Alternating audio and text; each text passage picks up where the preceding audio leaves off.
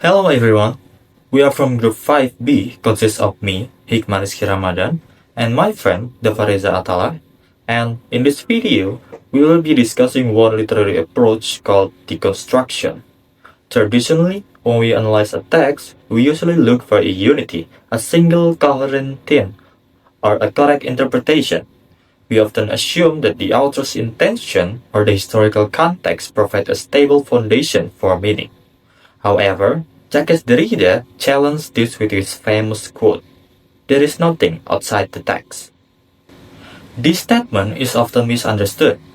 Derrida isn't claiming that history or reality don't exist. Rather, he is arguing that our understanding of reality is constructed entirely through language.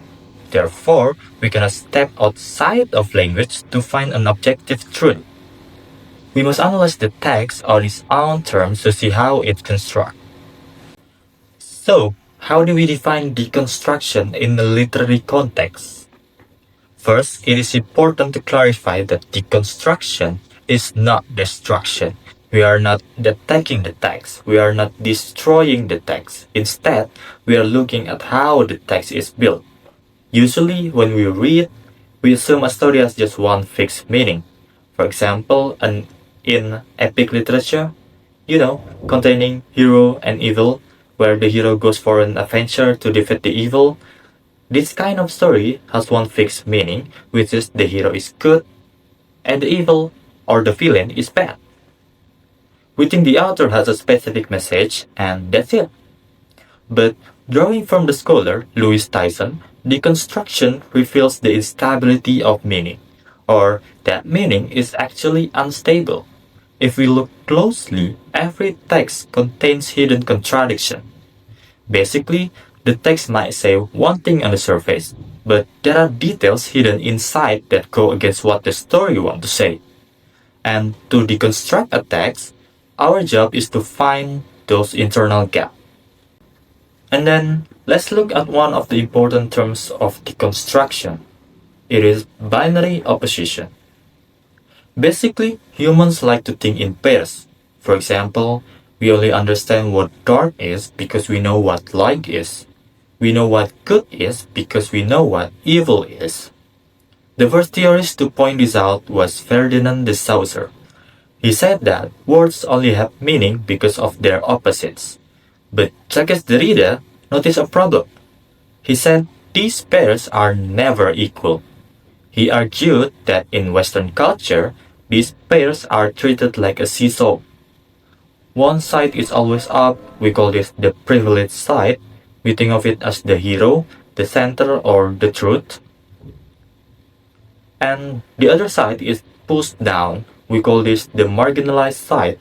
We think of it as the weak, secondary, or unwanted. For example, we usually value reason over emotion. We value civilization over barbarism.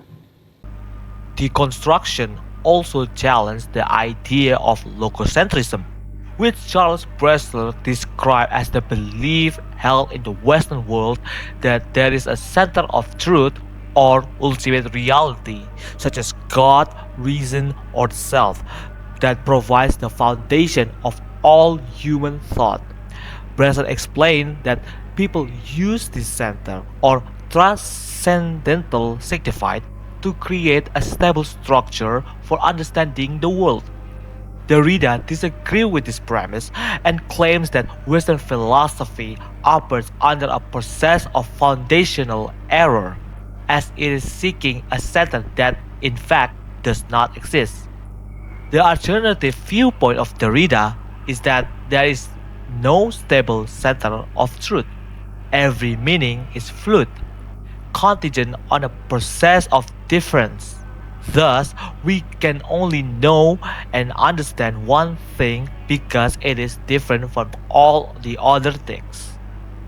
Let's take a look on the example application of deconstruction approach with the literary work The Yellow Wallpaper by Zhang 2025.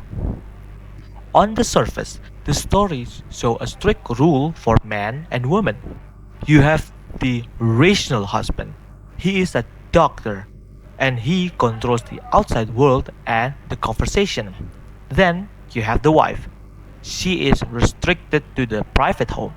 Her job is to follow orders and look sane under male supervision. Now, let's look at the specific object that shows this power, the nursery. The husband puts her in this room at the top of the house. He uses power as a doctor to design this private space. He says it is to cure his wife using his rational ideas. It looks like he is protecting her. But wait, look closer at this nursery. Does it look like a room for children? No, the windows have bars like a jail. The bed is nailed to the floor. This is where we flip the meaning. The husband says that this is racial safety.